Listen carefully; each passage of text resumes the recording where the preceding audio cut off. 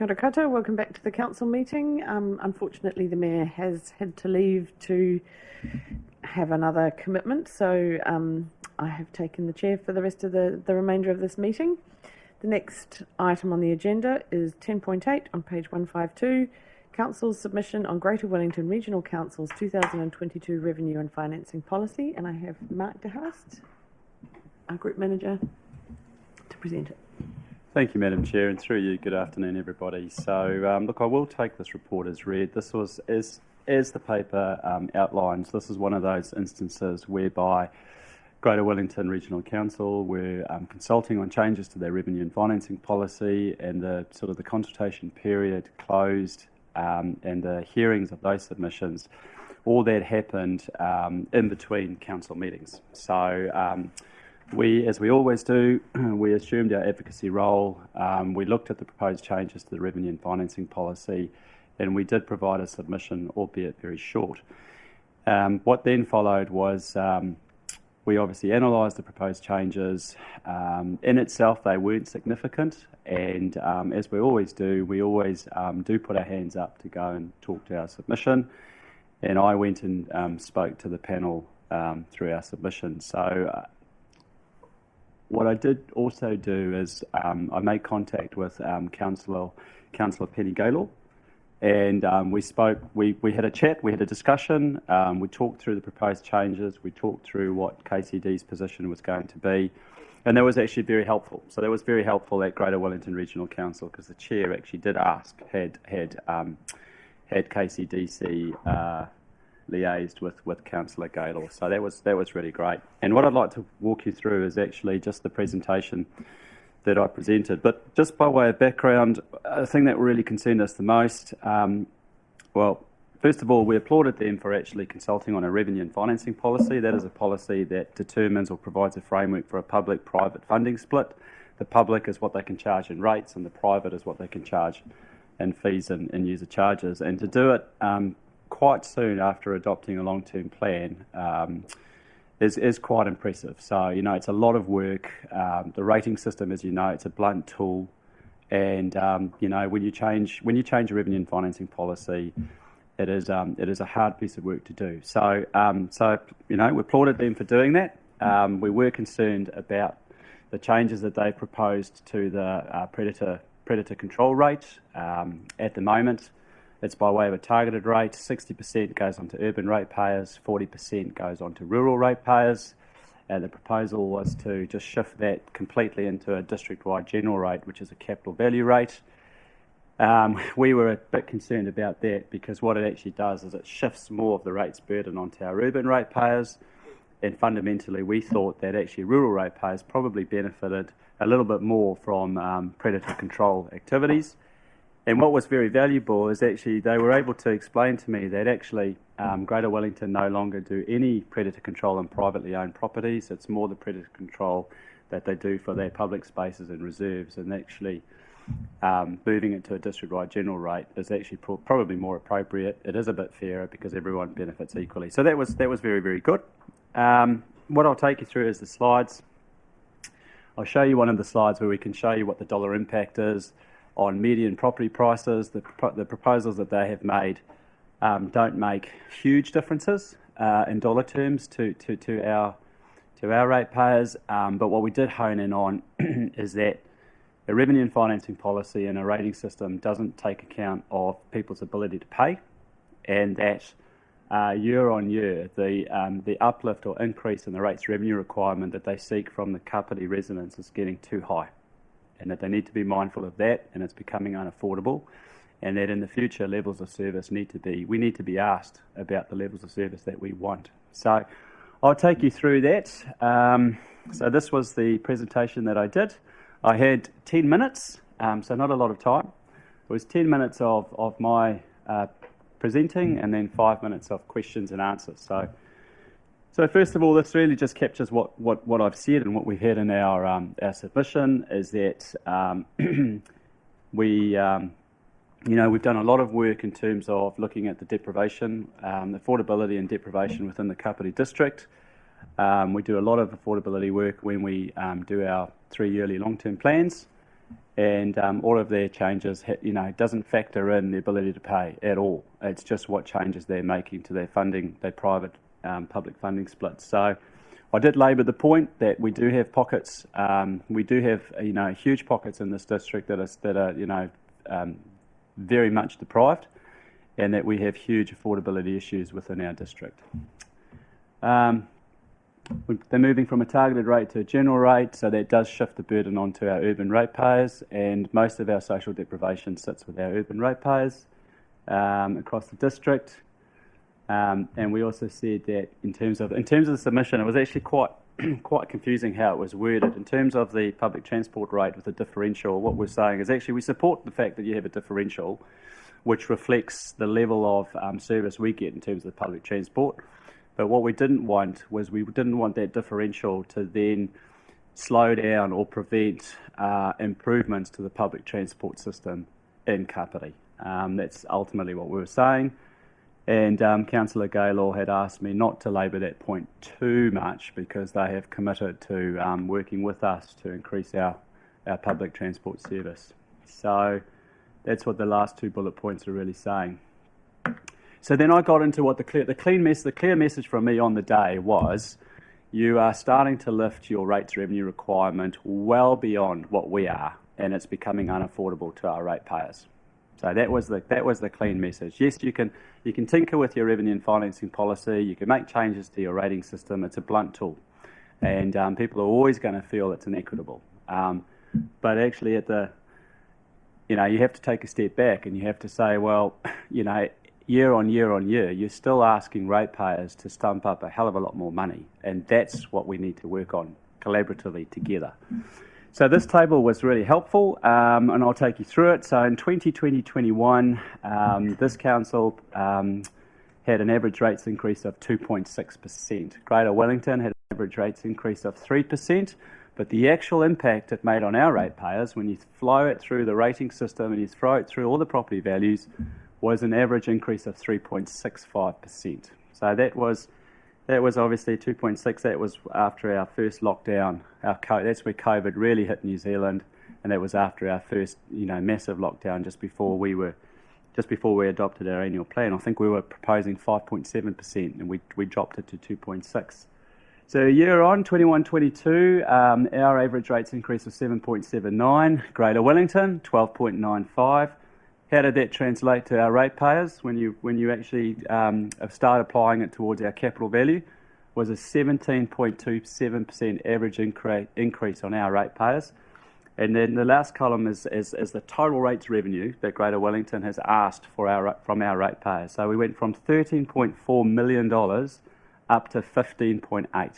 It's a huge jump. And this was the point that I was labouring, is that year on year, your rates revenue requirement jumps substantially for Kapiti, and that's what we have an issue with.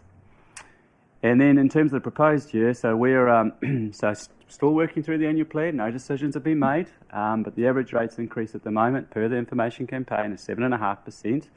Greater Wellington, 12.27%. So we have to get the data from Greater Wellington. We've got an online rate tool calculator, so we know that what Greater Wellington are proposing is actually going to be a 13.19% average rates increase on our ratepayers, and they've increased their rates revenue requirement to $17.9 million.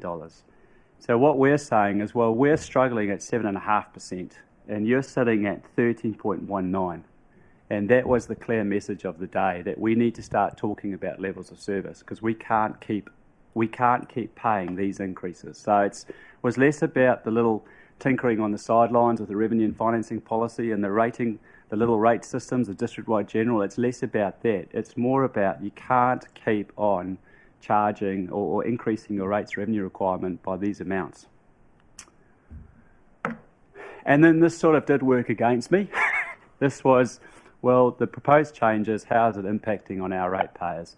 And so the key line, and this is why the Mayor asked just before he had to leave, he asked why I didn't ask a councillor to come and join me when I was talking to Greater Wellington, and it's really because of this. The proposed changes that they're making aren't having substantial dollar impacts on our ratepayers today. At most, we see, so these 4 columns are, these are median property values, and this is flowing through their rates revenue requirement through our rating system. So if you're, median property values, this is for urban ratepayers. If you're in Parapara Umaraumeti, your cost increase from these proposed changes will be $36 a year or 69 cents a week. Waikanae, $78. I mean, it's still an increase. Absolutely, not saying it's not, but it's going to be $1.51 a week. Otaki, well, I didn't speak to Councillor Coots, $29 a year. Paikakariki, $86 because it's gone to, there's been a shift to capital value, and Paikakariki have got larger sites. Our rural ratepayers will go up $38, so rural ratepayers are paying less, urban ratepayers are paying more, and that's mainly that shift to the predator control rate. And then our commercial ratepayers will be paying $133 more a year, which is $2.55. So definitely an increase, and there's the percentages there. And as you can see from that, the proposed changes they're making with the rates revenue requirement they require, it's not substantial. There is an increase, but that's not the point. The point is that slide. We have gone from 13.4 million. In 2 years, we've gone from 13.4 million to 17.9. And that's what we need to have a conversation about. That's what we need to understand. That's where we need to be able to tell them what levels of service we want. So thank you, Madam Chair. I'm happy to take questions. Thanks for that, Mark. Questions? I've got James first. Thanks, Mark. If we, sorry, we don't need to go back to that slide, but the one that had the 13 million to the 17 million, I think probably, not suggesting that you omitted in providing that information, but the key bit that's missing out of that is what actually got delivered extra for Kapiti within those financial years when it goes from 13 to 15 to 17. Because I can remember last year in a previous meeting where Wayne had said in reviewing Greater Wellington's long-term plan that for the next 2 years there was basically nothing new in there for Kapiti. So they're rating us more, they're taking a bigger take, and we can see that in dollar amounts there it's significant, but we're not actually getting anything extra, not anything demonstrable anyway. Is that fair to say? Have I missed anything there that they're stumping up with? Certainly not a surf club in Paikakariki. Through you, Madam Chair. Look, thank you, Councillor. Look, absolutely, that position still stands. We haven't been able to have that sit down around the table with them and actually ask them and be able to quantify what extra are we getting for that. But it's certainly not obvious. Thank you. The next one was in general, and I appreciate it was probably a lot said from you and a lot said from them. But what was their response, particularly around affordability? And I know for example, when I spoke to Horizons, some of the things I raised in the submission were a revelation to them. So, what was the response from GW, firstly as an organisation, and then secondly from your discussions one-to-one with our regional councillor? Yeah, so through you, Madam Chair. So in terms of, one of my opening comments was that we enjoy a collaborative partnership with them and we wish that to continue, and that we do understand the complexities of what they're trying to do, and we largely support it. So they were quite grateful that I was there in peace, and that I wasn't trying to seek huge changes to either their rating system or the revenue and financing policy. So that was good.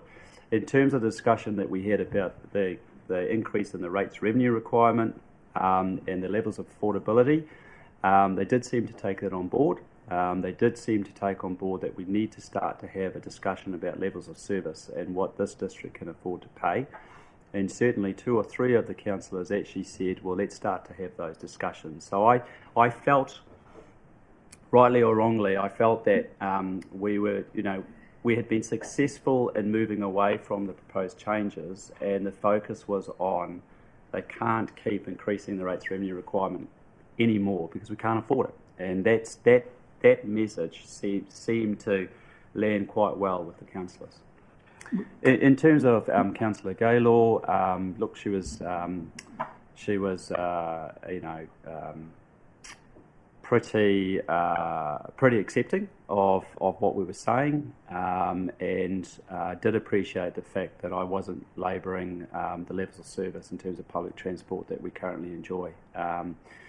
I did obviously know that there was a bid in terms of the budget. They were hoping to get that money, and Councillor Gaylord said if we get that, we'll be able to really move forward in terms of what the offering that we can do for Kapiti. But obviously that hasn't happened. So I was well received. It seemed to resonate with them, and what I really wanted to achieve was that they take on board that we can't afford these huge increases.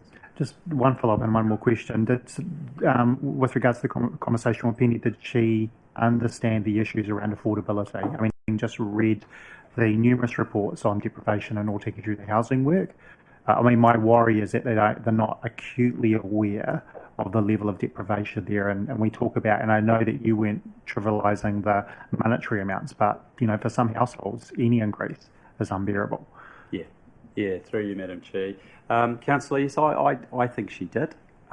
She actually had asked me in our sort of pre-meeting discussion before I went to the submission hearing. She asked me to really labour the fact that we have such deprivation issues in the district, and part of my discussion was just labouring the point that families are having to make choices between paying the electricity, putting shoes on the children's feet, and putting food on the table, and these rates increases are just unaffordable. So I did deliver that, and I did feel that I got the support from Last question, thank you, Mark. The last question was around, and I should know this, I can't remember, I don't think they do, rates from remission.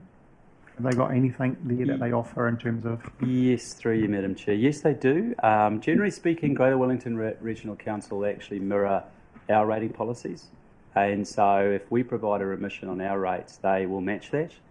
As you know, we do collect the rates on behalf of Greater Wellington, and every month we are required to do a reconciliation, and part of that is looking at how much they remit in terms of rates, and our remissions are a little bit higher.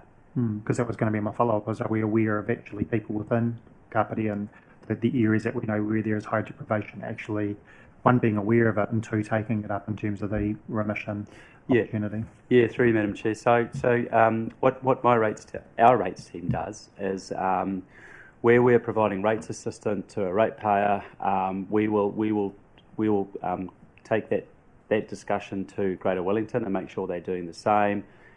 So we do work in partnership with them, and in most instances where a ratepayer is being supported by us, Greater Wellington will do the same. So we know full well how many ratepayers we have that are getting the benefit or remissions from us in Greater Wellington. We don't simply say, well, that's our rates remission policy, you now need to go to Greater Wellington yourself. We facilitate that conversation, and as much as possible as we make it happen. The only thing that we don't get to really influence, and we advocate in part, is just the remission of penalties.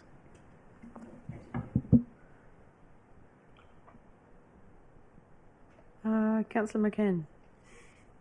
Yeah, thank you. And thank you, James, for that question about rates remission. I was going to go there myself. Not personally, because I can afford the very limited increases in rates that our council have put through. Look, pest control. Was there any information supplied to us, or is it passed us by, that they changed their position on pest control outside of parks and reserves? Through you, Madam Chair. Thank you, Councillor. Look, I'm really not sure. The consultation material had a little bit of information, but it was clarified to me on the day. I certainly didn't know that when I was at the submission hearing. Thank you. I wonder if Jocelyn and others might follow that up. And the other question I have, that I just, because I don't know, are the percentage increases for us similar to the other areas within their catchment? Through you, Madam Chair. Sorry, Councillor, can you just explain? So the rates increases by GWRC for us, are they similar in other areas? Yeah, thank you. So, through you, Madam Chair, so what that slide is doing is let's literally just Greater Wellington Regional Council rates. So I think, are you? Sorry, to clarify, yes. Areas outside of Kapiti Coast. Oh. What is the the same kind of percentage increases? Through you, Madam Chair. Councillor, I don't actually know, to be honest. We haven't really done the modelling and spoken to our peers. We do tend to just focus on the impacts on Kapiti. What tends to happen, and it has happened over the last couple of years, is that Kapiti does actually bear the brunt of most of the increases. The changes that they make do tend to fare worse on Kapiti. But in terms of your question, are our increases in line with, say, the increases in Wellington or Lower Hutt or Upper Hutt? I don't know, sorry. Could I ask if staff could provide some further advice or just some information on that? Because it would seem, if what you're saying is accurate, that our community is ending up paying significantly higher increases. I'd like to know why. And to go to James's point, the level of service does not seem to be increasing. So how does GWSC justify a 17-point-something increase? Yeah, through Madam Chair. Look, certainly, Councillor, what we could do is our CFO, Ian Georgeson, can certainly send an email to Greater Wellington and say, look, could we just have the average rates increase of your rates in our sort of with our neighbouring councils. In terms of levels of service, just to reiterate a point that we said before, we don't obviously see an increase in levels of service. We just see an increase in the rates revenue requirement. Thank you. Councillor Pravano. Thank you, Mr. Chair. Thank you, Mark, very much. Interesting presentation. So just following up on the conversation that we're having at present in terms of how our rates are going up, but we don't necessarily see any increase in a level of service.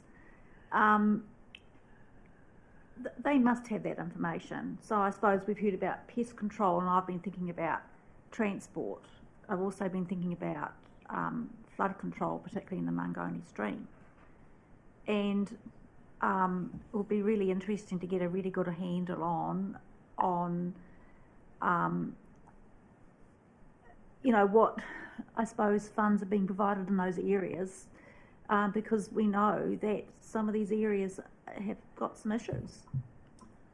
So, through you, Madam Chair. Look, absolutely, Councillor. So we can certainly go back to Greater Wellington. We actually do enjoy a good relationship with Greater Wellington. Particularly the finance teams, because we obviously collect. They set their rates, we levy and invoice and collect on their behalf. So those are two teams that work really well together. So we have the ability to go back to them and ask them for the information that you've requested, and we can certainly ask them if they can just give us a high-level breakdown of, over the last couple of years, the rates revenue income or requirement has increased so much. What are we getting for that? What's driving those increases? So we can certainly go and request that, and we can feed that back to you. As I've said, that it really comes down to that, and it comes down to the affordability. Because what will next year be? Will it be 20 million? And this particular consultation wasn't on their annual plan. It was on the changes that they were making to their revenue and financing policy, which is just their ability to charge X amount through fees and charges and X amount through rates. So it wasn't your typical consultation whereby we could go, okay, you're increasing the levels of service in our flood protection or whatever it is. This was just simply on their revenue and financing policy, which gives effect to their rating system. So it was a different type of consultation. It was very technical. Thank you. Just before we go to the recommendation, I'm a little bit confused myself. First of all, I'm hearing that the rates rises are simply unaffordable for our district, and then I've got the slide in front of me that shows quite small dollar amounts.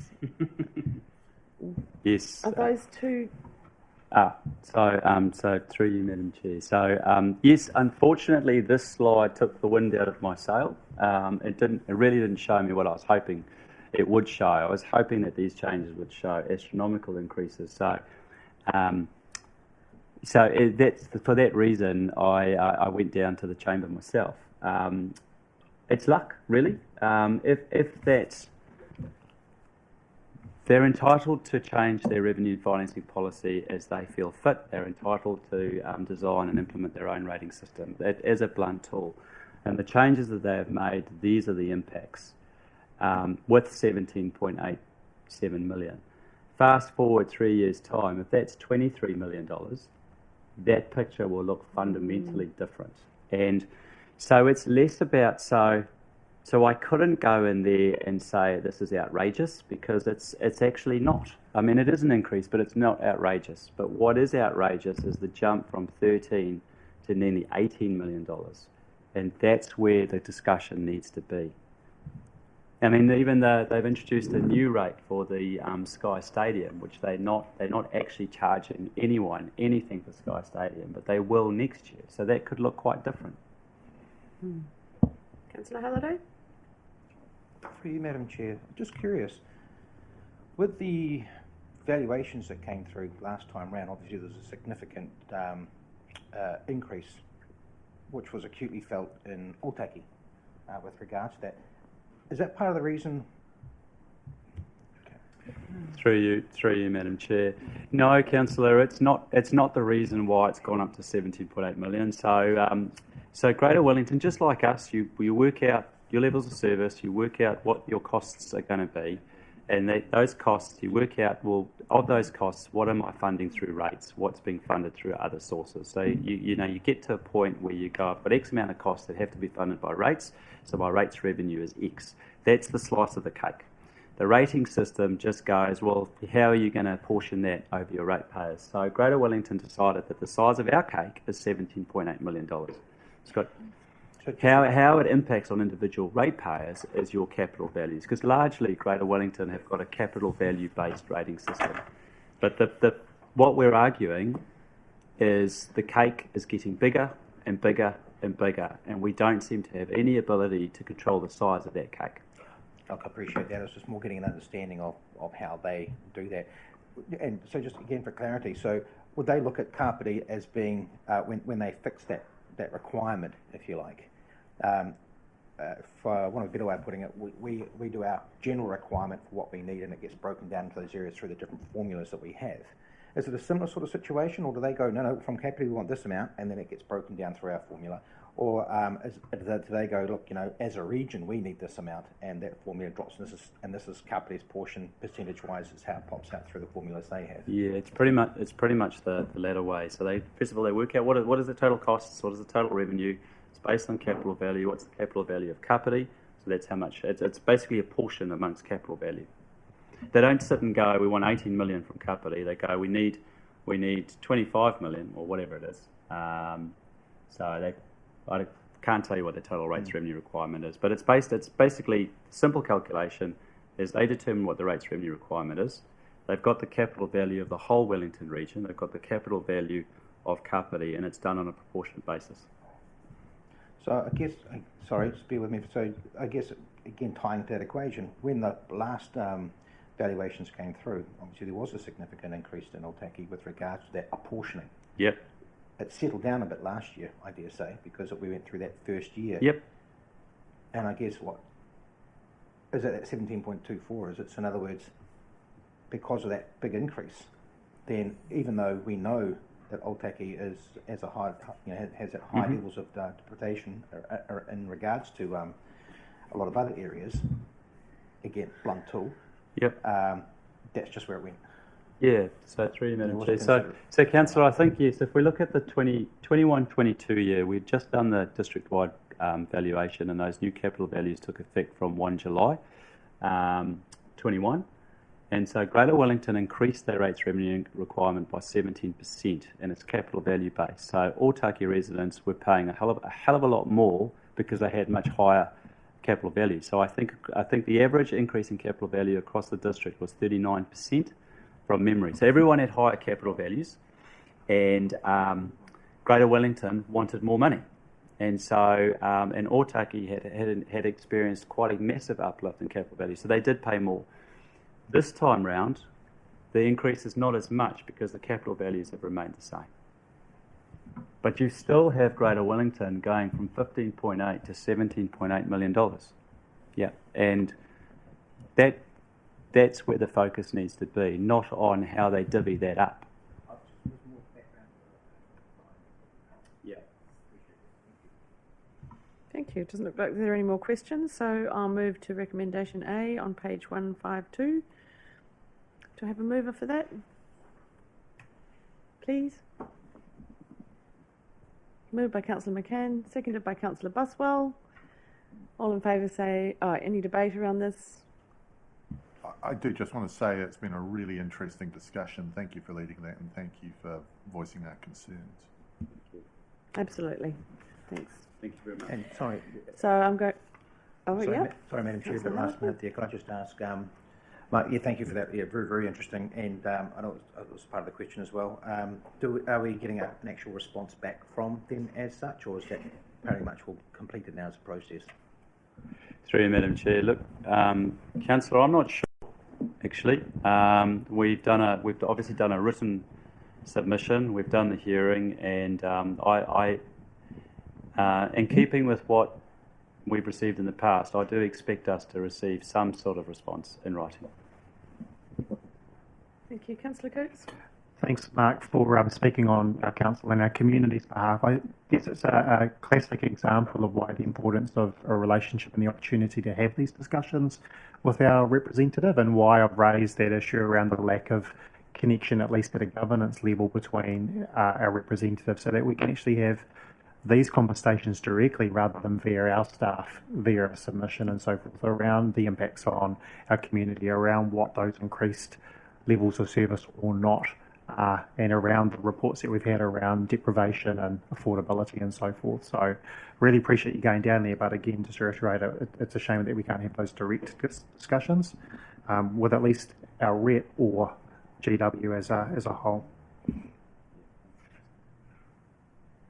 Right, there doesn't seem to be anybody else. Right of reply, waived. So I'll put that to the vote. All in favour say aye.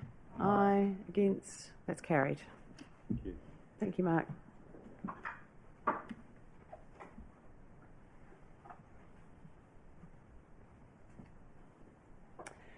So we go to 10.9, rates remission for land protected for natural or cultural conservation purposes. I have Mr. Mendonça to present this report.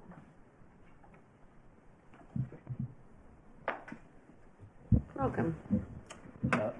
Thank you very much, and good afternoon, councillors. Actually, the person who's done all the hard work for this is a guy called Andrew Mackay, who just tested positive for COVID. So I think he's dragged himself off his bed and will be available to answer questions. But just by way of a quick introduction, I'll take the report as read. This is a fairly established process for providing conservation rates relief for conservation purposes.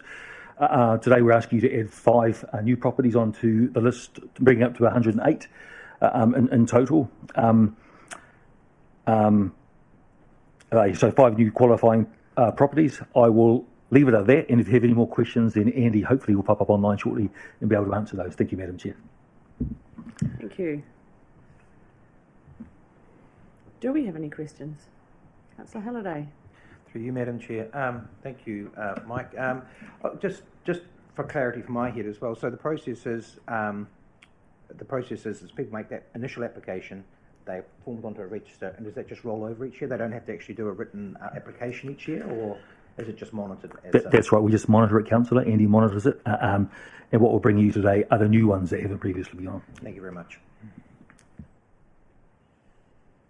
That's a shame. That I think that would have been the first time Andy was going to present to us today. It would have been good for us all to meet him. So just in case you can hear us, thank you for this report, Andy, and we hope you get well soon, and we look forward to meeting you. Do I have any further questions? Hopefully not, seeing as we've got a few technical issues. So I'll be looking for a mover for recommendation A on Madam Chair, just to let you know that Andy replied, thank you. So, and Councillor Elliott has a question. Oh, Councillor Elliott has her hand up. Great. Hello, Madam Chair. I'm happy to move this recommendation. Thank you, Councillor Elliott. Do I have a seconder? Councillor Buswell. Sorry, Bernie. Angela just got in ahead of you. So, a right of introduction, Councillor Elliott. Waived. Although thank you to staff for this report and for the work you do, and the idea of this register. I think it's really important for remaining protection of our environmental and ecological sites. Thank you. And I'd just like to add to that our thanks to the people who apply for this and have protected land on their properties. It's really valuable asset in our district. Anybody else? Okay, I'll put that to the vote. All in favour, please say aye. Aye. Against? That's carried. Thank you, Mike. Thank you, Andy.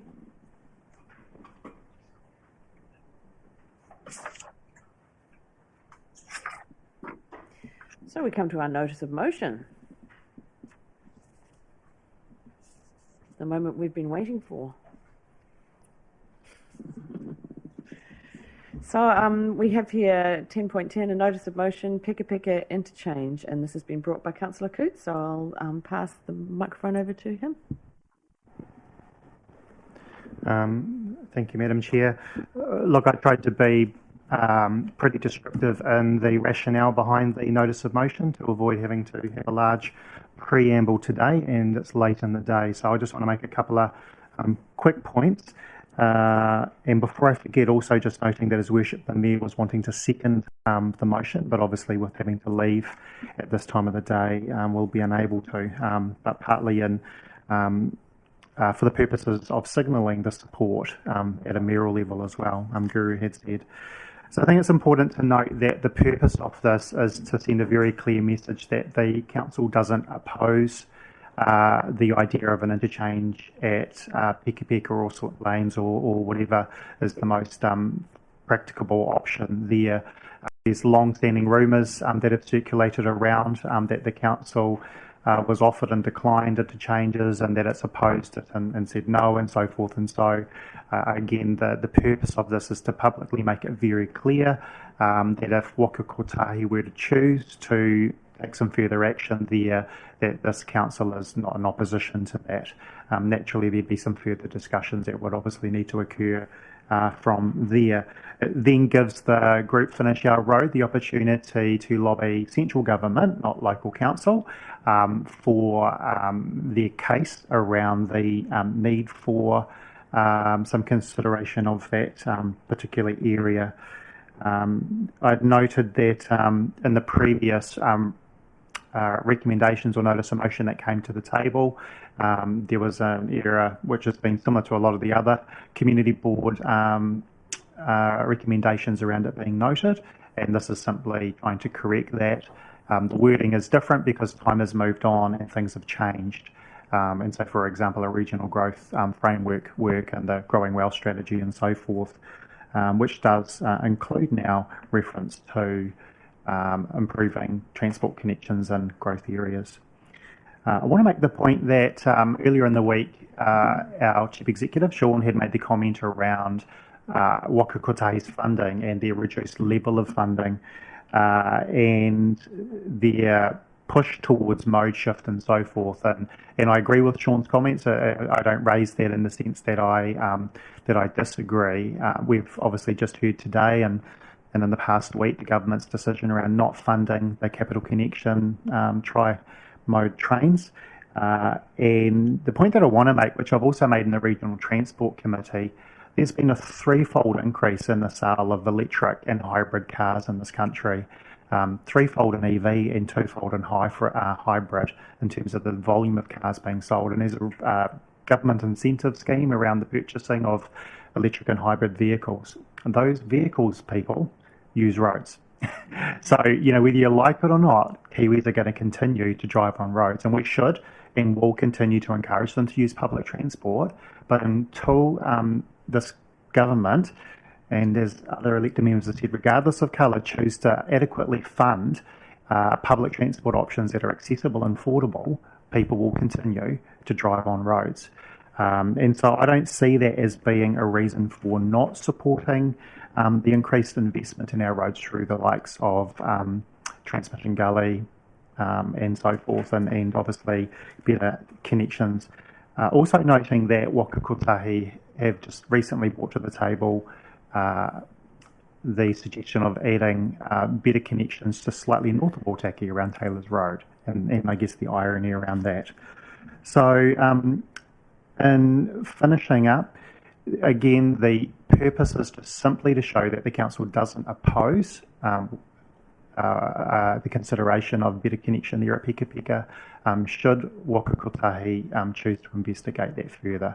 And it allows the group to then take that sort of further action around showing that council is in opposition to this. And so I ask councillors today to support this. I do note that in the last elections, there was a survey circulated by the group, and I have the numbers for those that answered yes to that at the time. And there was, I believe, a lot of support, if not unanimous support, around the candidates at that time as well in supporting this work. So I thank those councillors for signing the motion, and I'll leave it at that. Sorry, just lastly, I should have acknowledged also that members of the group would have liked to have been at the council meeting that the motion was put, but just in regards to the timing, it didn't work out. Okay. So, would you be happy to take questions, Councillor Coates, around this?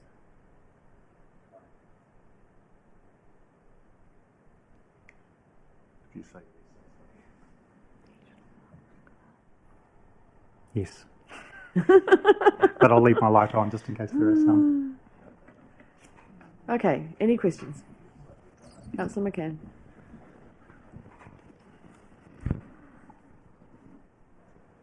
Thank you. I think it's a really good initiative. I was just wondering whether we need to take a further step and publicly talk about this, because you've indicated, I think correctly so, that members of the community actually think that we've had this offered to us and turned it down. It's not the case. That there needs to be some comms around this support from the council table for this position.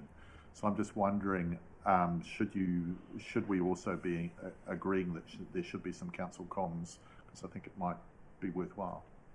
Wondering what your Look, in terms of being transparent, I guess, as the ward councillor, I think it's important to note that I support the group in terms of the work that they do and the actions. But equally, it's important to note that there will be segments of the community that don't support the idea of improved transport connections at Peka Peka, and I've seen those comments publicly from a few.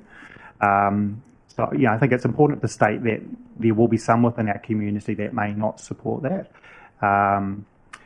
But the group would probably welcome some comms from council, and it was something that I had raised with Mayor Guru, and particularly again asking for his support, and part of the reason why his signature's on the notice of motion to dispel those sort of myths that firstly at a mayoral level he doesn't support it, and then secondly at a council level that we don't support it.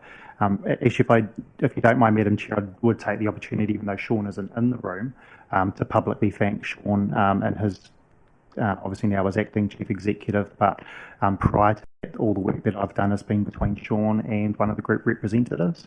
And all the way along over the last 2 years more, Sean has been just nothing but helpful and supportive to the level that he can be around what the group's trying to achieve and providing information and so forth. So look, if it's the will of the table to provide some comment around this publicly, then I'm sure the group would welcome that. So we've got a new acting chair, CE. acting. So I was just wondering if you could have a comment of whether you think it's appropriate that there be some council comms to further solidify what the position of this table is should this be passed, which I hope it will. I'm looking at Janice. I certainly think it is appropriate, and we might end up disagreeing, but the other question in my mind, Councillor, was regarding point 12, what was in your mind in terms of registering our interest with Waka Kotahi. So those two things kind of go hand in hand. I'll shut up now. And with, if you're looking for, sorry, were you going to respond, Janice? No, just to say I don't see any reason why we couldn't have some public visibility of the position this council reaches today, bearing in mind that you haven't quite reached it yet. Either way is good. In responding to point number 12, and working through with Sean, and with regards to the situation there, that was through his insight, one of the suggestions around what could be made at a council level in terms of lodging an interest. So I'd imagine that Sean would have that in hand in terms of how that was facilitated. Thank you for that suggestion, Councillor McCann. It seems like that's going to happen. So, Councillor Pravanov. Thank you. I had just had one question now, and I had some further comments to make during debate. But so it's my understanding that when the business plan was actually announced, which was a number of years ago now, that there was a very large conversation back then about ensuring that the land at that interchange was actually protected long term. So I'm actually just clarifying whether or not, so it's, from what I'm hearing, is that never actually happened. Could I have some clarity on that, please? I think Councillor Coutts can answer that question. If you're okay with me answering, Sean, if he was here, I'd probably defer to him just from a staffing perspective. But having the knowledge of the situation, there was a lot of discussion around securing the land so that it couldn't be sold off.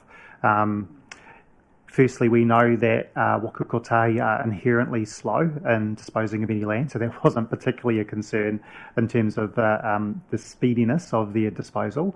But secondly, my understanding is that the rules preclude you from holding on to land for longer than a certain period of time. So I've got a nod there from Glenn down the back there. So even if they wanted to, and even if we wanted to, they couldn't just hold on to that land if they didn't have a purpose for that land, and under the Act or whatever it is, they'd actually be forced to actually put it probably offer it back in the first instance.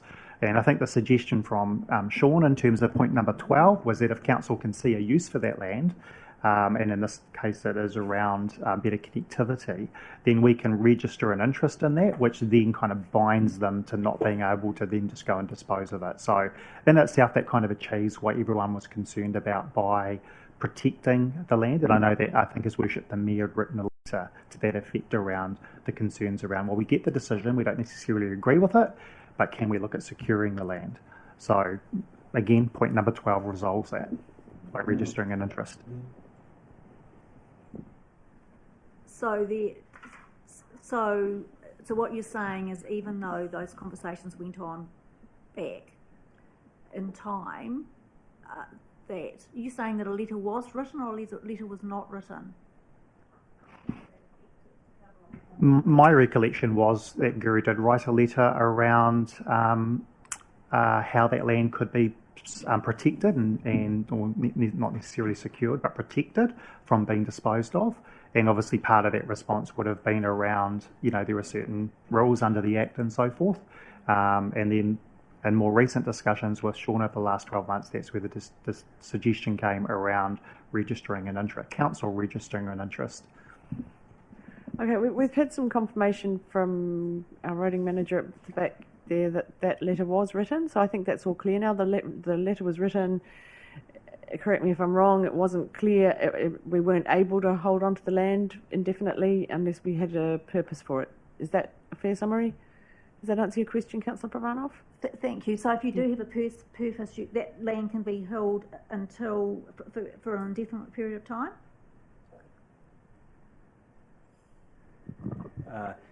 Through you, Madam Chair. I don't think it could be held for an indefinite period of time. It would have to be held for the purpose that it was held for. Thank you. Okay, I've got Councillor Elliott now.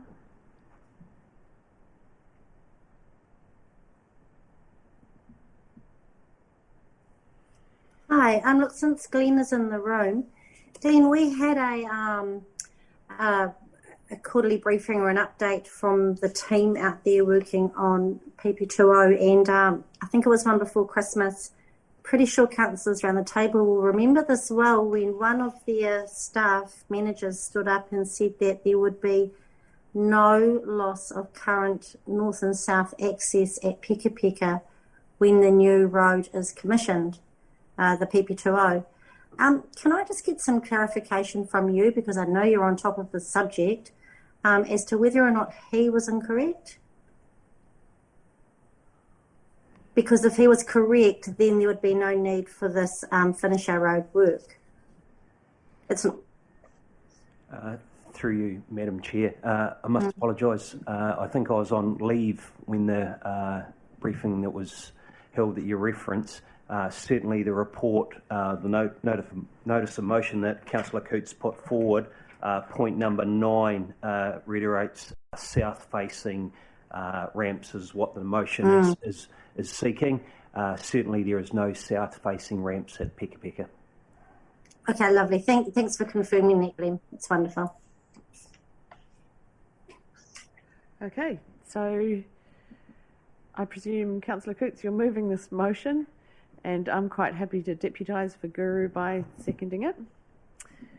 So, right of introduction, I think you've... Oh, look, I think I've done that. Explanation and I'm already. happy to waive the right of reply just for efficiency.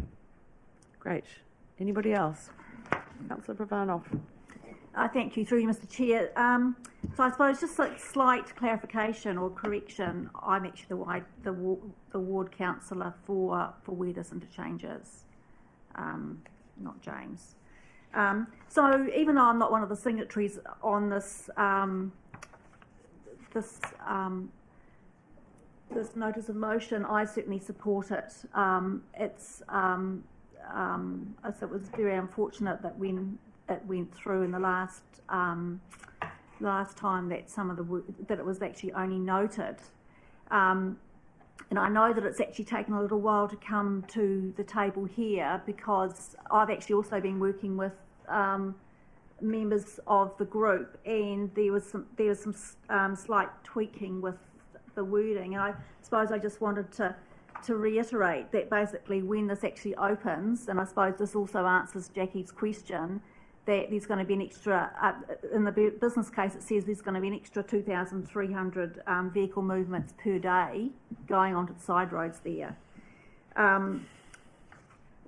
which is actually going to have a major impact on the communities in that area.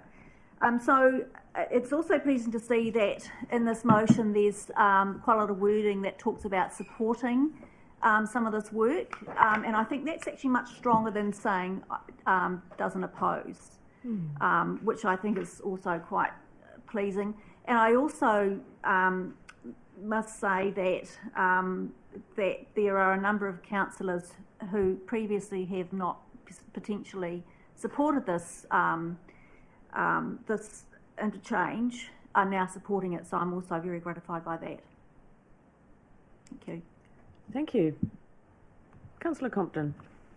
Yeah, so for me, I mean, ultimately this is about making sure that we don't repeat the past mistakes of Mackay's to Peka Peka, where the reliance on a partial interchange at Almaty South and then only 2 other interchanges on it have resulted in this outcome where for Paraparaumu you have the bulk of expressway traffic funnels itself down Kapiti Road and snails it up, and actually has an impact on the ability of residents who want to undertake local journeys via other means using active transport. It actually has a negative impact on that.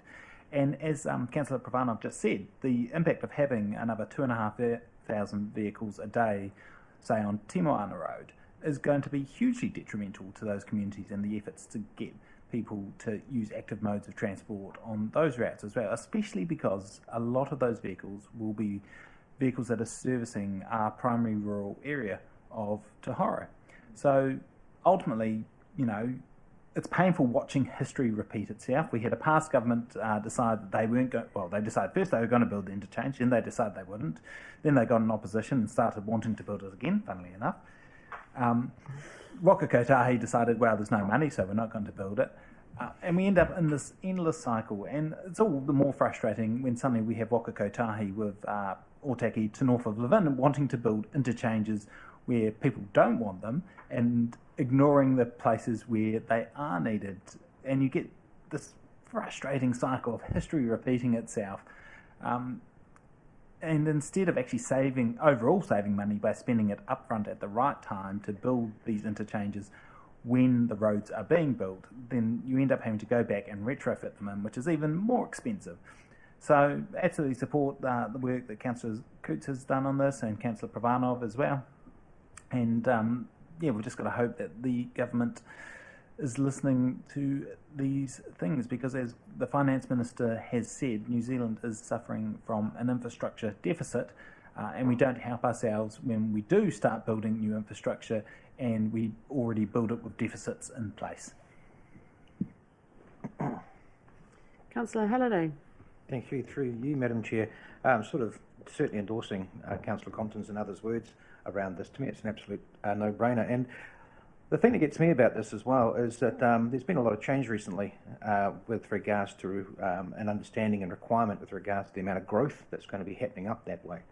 And, you know, I saw the other day that, and it's a flow-on effect both up and down the Old State Highway as well. I saw the other day that there is about 30 or 40 industrial sites going in up by the bowling alley, just up here as well. So, you know, vehicles going to that want to get on the expressway are either going to go down Kapiti Road or along the Old State Highway, or if they're heading north, they're going to be going through Waikanai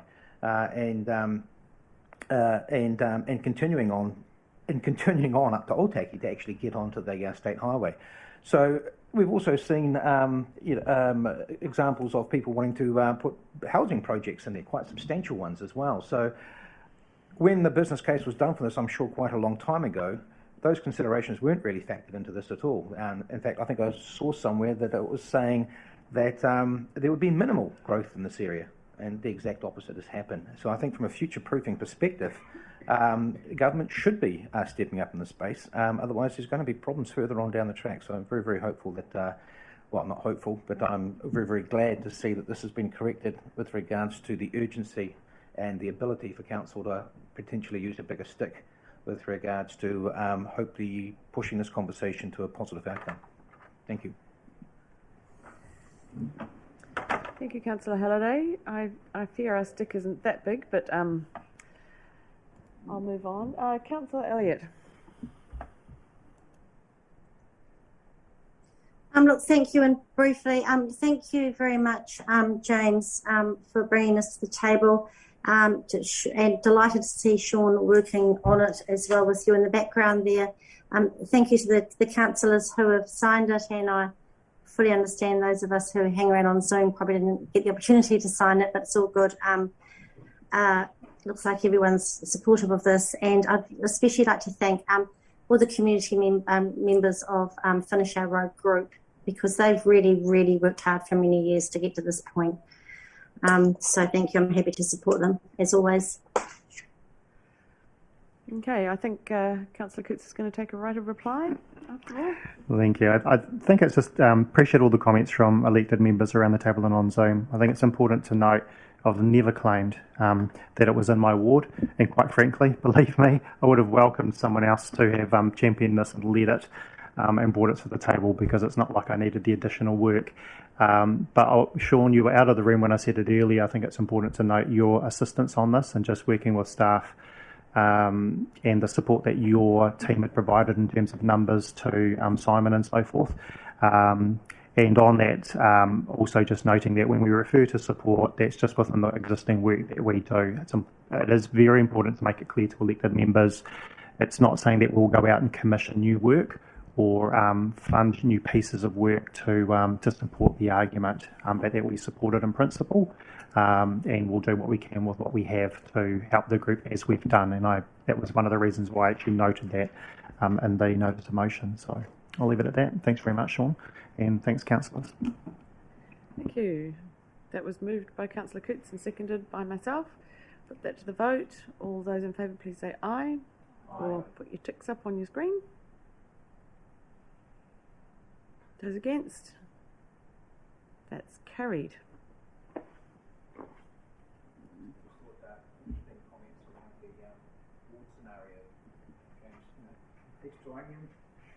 You're actually in the Waikanai ward. All the way along, I'm like, this isn't even So we have some, moving along, we have confirmation of minutes on page 183 of elected members' papers. So these are for 7th of April and 14th of April. Are you happy to move both of those? Moved Councillor McCann, seconded Councillor Coots. All in favour? Aye. Against? It's carried. Now we have confirmation of public excluded minutes, I believe is next. Councillor Buswell has to leave, but we still have a quorum, so that's good. So can I have somebody to move? We go into public excluded. I'll second that. All in favour? Aye. Against? That's carried.